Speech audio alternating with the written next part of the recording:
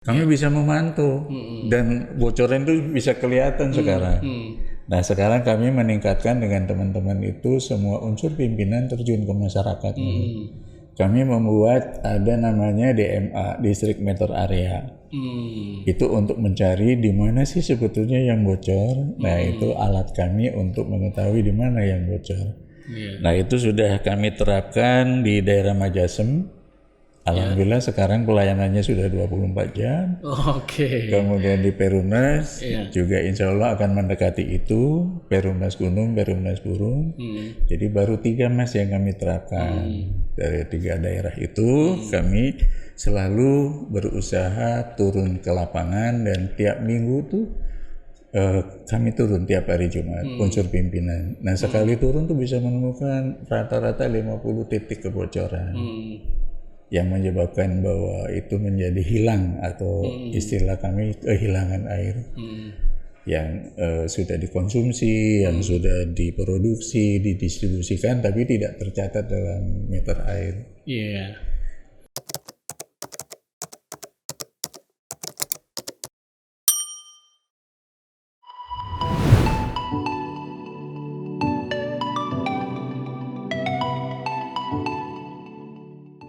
Assalamualaikum warahmatullahi wabarakatuh. Podcast Rakyat Cirebon kembali menyapa Anda para pemirsa. Edisi kali ini Studio Podcast kedatangan Direktur Utama PDAM Tirta Girinata Kota Cirebon, Pak Sofyan Satari. Apa kabar Pak? Alhamdulillah kabar baik. Assalamualaikum warahmatullahi wabarakatuh, Mas Wandi. Waalaikumsalam warahmatullahi wabarakatuh. Terima kasih Pak sudah bersedia hadir di podcast kita. Alhamdulillah, insya Allah Mas. Ya. Sama-sama, makasih. Kalau kesibukan sekarang apa Pak? Kami terus memantau perkembangan kami di Perumda Air Minum Tirta Girinata Kota Cirebon. Yang mudah-mudahan sudah bisa dirasakan manfaatnya oleh masyarakat. Bahwa pelayanan kami sudah mulai meningkat berkat pembangunan reservoir dan berkat pemasangan JDU. Mudah-mudahan sudah bisa dirasakan oleh masyarakat Kota Cirebon. Amin. Jadi masih seputar memenuhi kebutuhan masyarakat, terutama kebutuhan suplai air bersihnya itu ya. Betul Mas, itu karena bagi kami saya mencoba menerapkan atau mengajak kepada teman-teman itu bahwa niatkanlah ibadah. Karena pelayanan ini kan sangat vital ya mengenai air. Jadi kalau kita niatnya ibadah, mudah-mudahan dunia dapat, airannya dapat. Ya, amin ya. Enak kalau begitu kerja. Insya Allah nggak berat. Tentu bagi warga Kota Cirebon, nama Pak Opang, sapa anak beliau itu sudah tidak asing lagi, apalagi di segmentasi PDAM karena beliau termasuk tokoh yang punya pengalaman banyak gitu di PDAM Kota Cirebon. Pak, sebelum kita masuk lebih jauh ke materi, saya pengen tahu dong, sebelum Bapak menjadi dirut itu karir ke pemerintahannya dari kapan, kemudian dimulai dari apa sampai duduk di dirut PDAM? Alhamdulillah Mas, kalau diceritakan saya paling komplit. Karena betul Mas, dulu saya waktu masuk PDAM itu dari strata yang paling bawah. Saya itu masuk tuh sebagai juru. Juru tuh masih di bawah tukang. Jadi saya sebagai juru bengkel dulu. Bengkel pipa dalam hal ini. Nah, kemudian kami tidak patah arang, kami terus sekolah. Kemudian kami melanjutkan ke SMA, lalu alhamdulillah selesai SMA kami usulkan kepada manajemen, kemudian kita dites lagi, diuji lagi, alhamdulillah bisa masuk staf. Nah dari situ saya nggak mau ketinggalan, saya kuliah. Saya kuliah, kemudian alhamdulillah selesai kuliah saya usulkan lagi kepada manajemen. Dalam hal ini manajemen Perumda Air Minum Tirta Girinata Kota Cirebon. Saya dites lagi sampai alhamdulillah menduduki posisi sebagai unsur pimpinan. Iya, jadi sejak itu kemudian saya juga nggak mau diam. Terus untuk melayani masyarakat di bidang air minum dan air bersih, saya melanjutkan kuliah S2 dan alhamdulillah lulus. Kemudian alhamdulillah secara bertahap saya dipercaya oleh pemerintah daerah untuk memegang jabatan Direktur Umum, kemudian baru 1 periode alhamdulillah oleh pemerintah daerah dipercaya memegang sebagai Direktur Utama sampai sekarang kurang lebih 3 periode. 3 periode. Mudah-mudahan bermanfaat, Mas. Iya, pengalamannya luar biasa nih. Siap. Bidang pengelolaan air minum dan air bersih di Kota Cirebon. Oke, Pak, itu sekilas tentang Pak Opang ya. Pak, kalau sekarang nih ada kabar apa nih dari PDAM terutama terkait dengan peningkatan kualitas pelayanan suplai air minum dan air bersih untuk seluruh pelanggan? Iya. Alhamdulillah Mas, saya didukung dengan unsur pimpinan yang ada, para kepala bagian, para kepala satuan dan staf mendukung kami untuk terus meningkatkan pelayanan air minum kepada masyarakat Kota Cirebon dan sekitarnya. Kami punya program utama, yaitu yang pertama adalah membangun reservoir, kemudian yang kedua itu memasang pipa atau jaringan distribusi utama diameter 600 mm. Itu dari mulai Pelangon sampai dengan Kali Tanjung, kurang lebih hampir 8 kilo. Nah, untuk yang 2 program ini alhamdulillah sudah selesai Mas, tahun 2020 kami sudah manfaatkan. Nah, kemudian masih ada 1 program utama lagi yang masih menjadi PR kami, adalah revitalisasi jaringan di perkotaan. Karena seperti kita tahu bahwa jaringan Perumda air minum ini ada yang usianya sejak zaman Belanda, Mas. Iya, ratusan tahun, Pak ya. Iya, sejak 1937. Iya.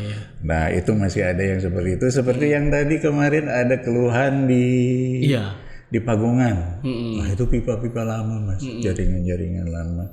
Nah, kemudian revitalisasi pipa ini yang sedang kami laksanakan. Kemudian akan dan terus kami berusaha untuk meningkatkan. Harapan kami bisa seluruh warga Kota Cirebon bisa menikmati secara 100% 24 jam. Namun karena baru 2 program yang kami laksanakan yang selesai tahun 2020 kita manfaatkan, sehingga baru hanya 64% saja masyarakat Kota Cirebon yang bisa menikmati air 24 jam. Sisanya masih ada yang 5 jam, ada yang 10 jam. Itu masih kurang lebih 36% lagi.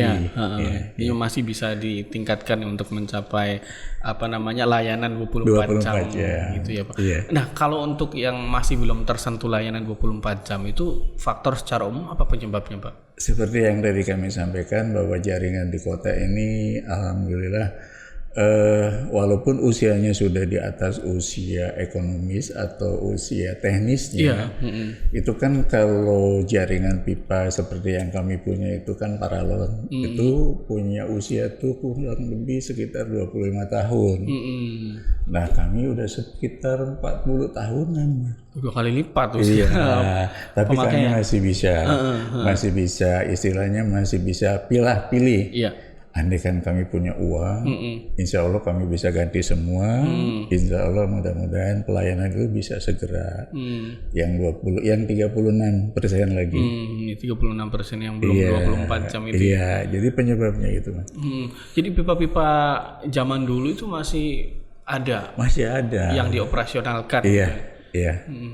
Gitu. Di daerah mana aja, Pak, yang pipanya masih lama itu? Iya, kami kebetulan punya jaringan itu dari mulai hulu. Hulunya di Cipaneis, itu sampai dengan Kali Tanjung, kemudian Kebon Plok, kemudian daerah Sitopeng itu masih jaringan lama. Kemudian di kotanya itu yang daerah sekitar perkotaan, di situ ada Pagungan, ada Pekalangan, ada yang pipa-pipa dulu, pusat-pusat kota, pusat-pusat kota itu. Yang kemarin juga ada keluhannya, yang di Pagungan itu. Dan insya Allah nanti kami juga akan mencoba terus tingkatkan pelayanannya dengan insya Allah kami bisa menarik atau memasang atau memperbaiki jaringan yang dari Jalan Gunung Sari. Jalan Gunung Sari kami bawa ke Jalan Bagongan. Nah, insya Allah nanti dari situ kami bisa salurkan air dan mudah-mudahan bisa berpengaruh di situ 24 jam. Iya, Tapi siap. perlu waktu dan biaya, Mas. Mohon dukungan, Siap. dari masyarakat. Kalau biaya nanti Pak Wali Kota gitu. Tapi kalau waktu artinya target untuk pemerataan pelayanan 24 jam itu dari PDAM sendiri apakah sudah mapping gitu? Ini akan terrealisasi berapa tahun kemudian? Ya, ini tidak terlepas dari sumber daya, baik itu dana maupun manusia, Mas. Kemudian juga faktor regulasi termasuk perizinan. Ini juga mempengaruhi itu semua. Sehingga kami sedang berupaya. Yang jelas kami sekarang sudah punya dengan tadi pembangunan reservoir itu kami kami sekarang bisa memasok air dari produksi kepada distribusi itu secara stabil, kontinu. Terus sehingga manfaat yang kita rasakan sekarang kita bisa mencari bocoran. Karena airnya ada semua. 24 jam kami bisa suplai ke kota. Hanya persoalannya tadi jaringan yang sudah tua itu banyak mengalami kerusakan atau bocor. Nah, ini yang sedang kami kerjakan PR untuk menekan tingkat kebocoran. Karena kebocoran kami sekarang 42%. Nah, kebocoran itu gimana maksudnya? Bocoran itu karena pipanya sudah tua, yang tadi saya sebutkan, sudah di atas usia teknisnya. Di atas 25 tahun gitu ya. Kemudian mungkin bolong-bolong gitu. Iya, di antaranya ada yang retak, ada yang pecah, ada yang itu. Dan kalau pipa misalnya yang bahan dari besi sudah aus, sudah keropos gitu kan. Iya, betul, Pak. Kalau yang dari paralon pecah, seperti itu. Jadi nanti dengan pola yang sekarang, dengan kita bisa memanfaatkan reservoir itu, kami bisa memantau dan bocoran itu bisa kelihatan sekarang.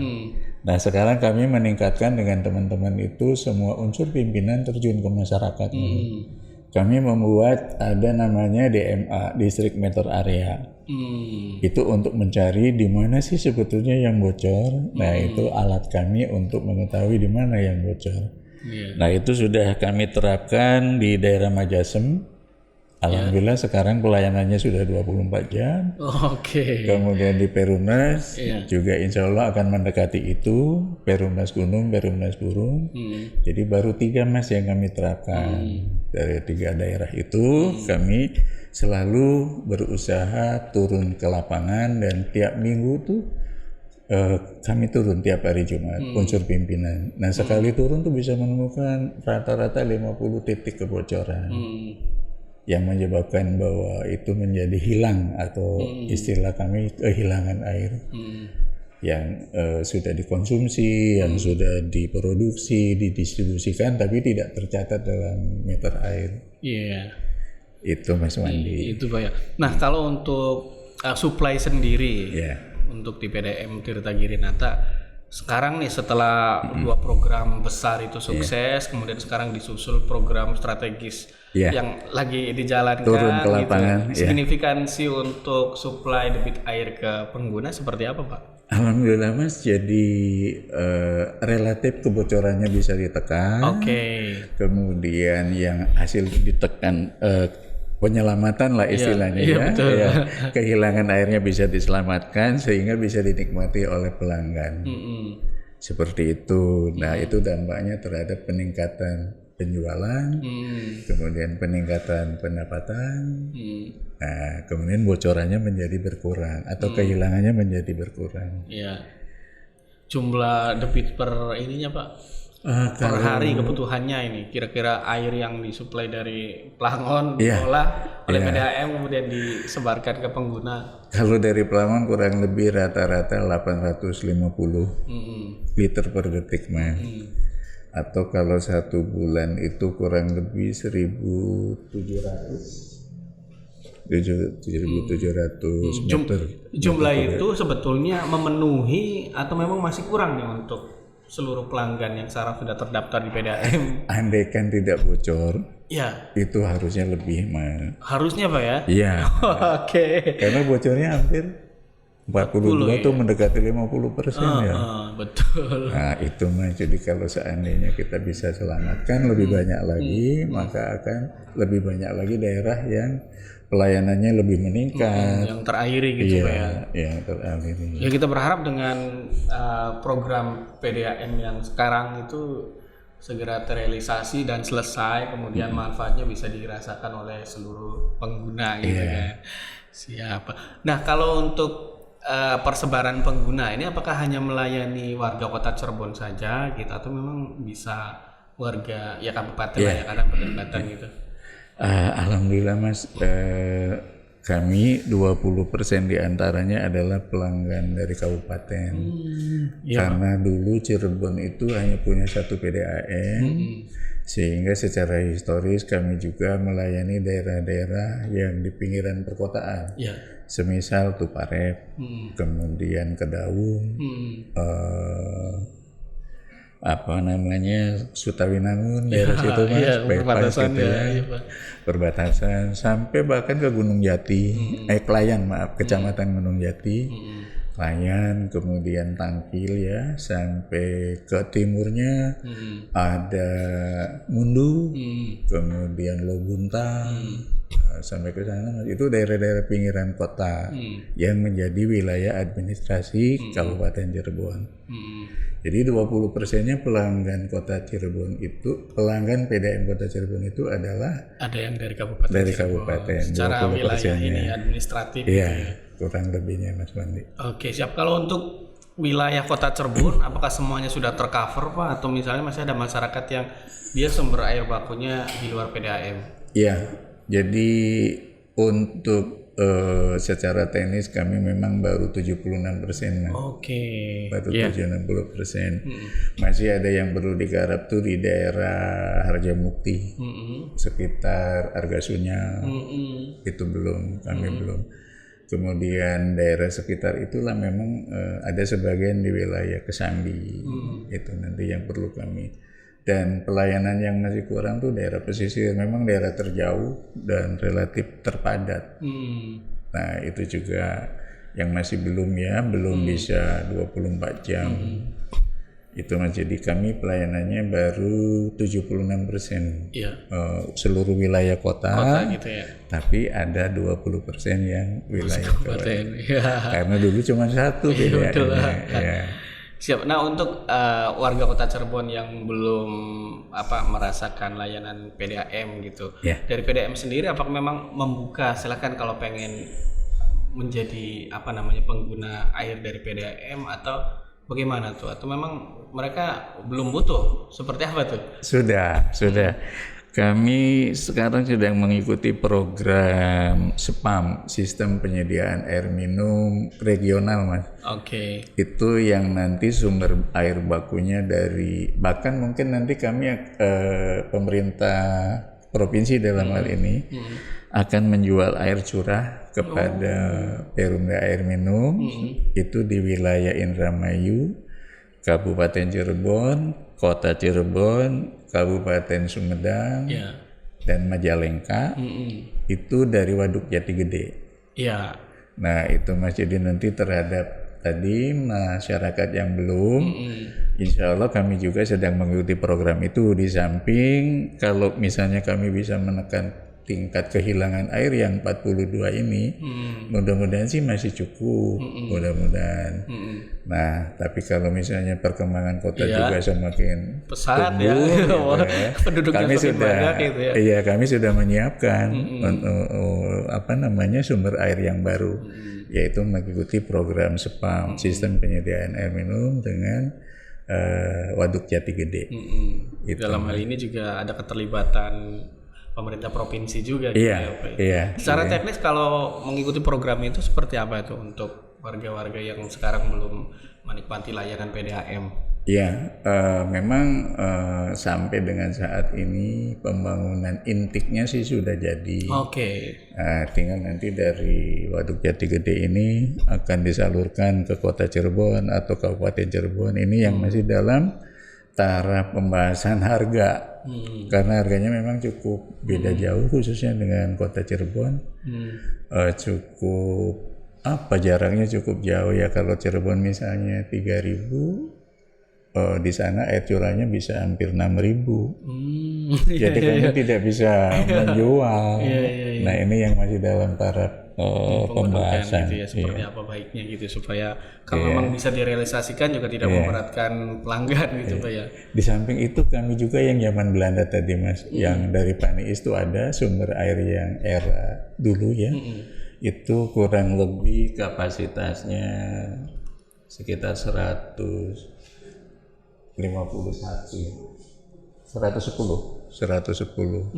liter per detik.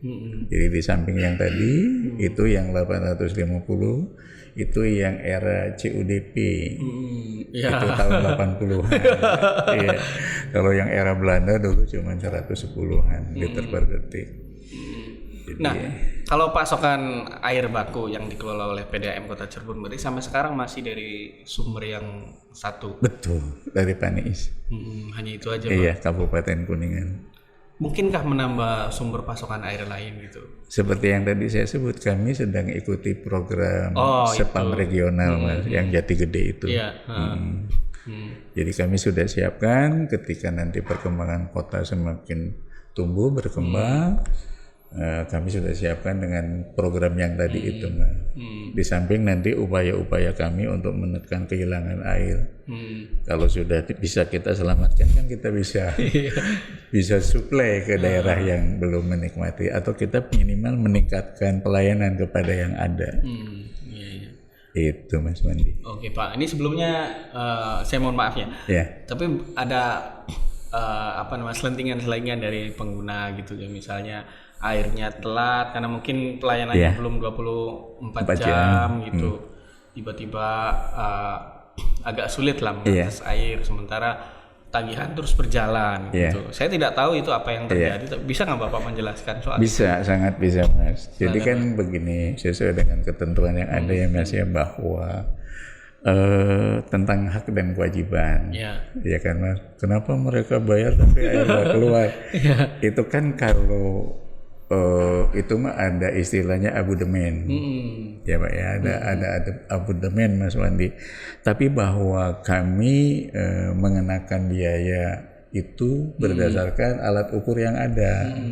Jadi tidak mungkin kami mencas atau kami menagih di luar yang tadi itu Mas. Di samping misalnya biaya abodemen, yaitu untuk biaya pemeliharaan meter air, biaya administrasi. Nah, samping itu juga ada biaya penggunaan air itu sendiri yang dikalikan dengan tarif, yaitu angka meter yang ada di sana. Nah, dikalikan dengan tarifnya sehingga muncullah tagihan. Nah, bahwa airnya kalau sampai tidak keluar, itu paling nanti kami kenakan hanya biaya yang tadi abodemen itu. Abodemennya aja. Ya. Nah, terhadap misalnya sebetulnya menurut pengamatan kami itu semua pelanggan kami itu airnya ada. Hanya memang yang tadi itu Mas, ada yang masih 5 ya kan, hanya 5 jam gitu, sehingga malam saja gitu keluar. Itu kami sarankan mereka punya penyimpanan atau gronteng. Iya betul Pak. Jadi pada saat air datang itu mereka sudah bisa menyiapkan penyimpanan untuk kebutuhannya. Nah, terus mereka bilang, itu kan malam saya begadang. Tidak harus begadang, karena sekarang sudah ada keran otomatis, Mas Wandi. Iya betul. Ya, jadi tinggal dipasang keran otomatis saja. Begitu air datang, dia membuka sendiri. Nah, begitu air itu penuh di di penampungan atau di bak atau di toren atau di keronteng, itu dia akan nutup sendiri. Sehingga kalau logikanya seperti itu harusnya mereka ya istilahnya untuk kebutuhan standar cukup lah. Cukup untuk, karena sesungguhnya ngalir walaupun 3 jam misalnya Mas. 3 jam. Nah kalau ini kita punya penyimpanan pada saat 3 jam itu bisa saja 1 meter kubik itu kita cukup bisa penuh. Memang datangnya malam sampai subuh ketika masyarakat belum pada bangun. Nah kalau nanti begadang, nggak usah begadang, ada keran otomatis. Di toko sudah banyak. Itu Mas. Sebetulnya bisa jadi solusi gitu. Iya. Sebetulnya sangat mungkin orang kerannya juga nggak mahal kok. Iya kan, tinggal lalu kita nyiapin ya penampungan lah. Iya betul Pak. Itu Mas Wandi. Oke, ini mungkin pertanyaan terakhir. Siap. Gini Pak, tentu Pak Opang itu sudah sangat sering sekali mendengarkan keluhan-keluhan pengguna gitu. Saya pengen tahu dong, yang paling banyak itu keluhan soal apa terkait suplai air bersih dari PDAM Tirta Girinata ini. Kemudian kalau misalnya ada masyarakat yang mengalami problem, kemudian dia bingung cari solusinya, bagaimana itu mengadu ke siapa? Apa upaya yang dilakukan PDAM terkait keluhan-keluhan pengguna itu supaya pelayanan juga meningkat kualitasnya gitu?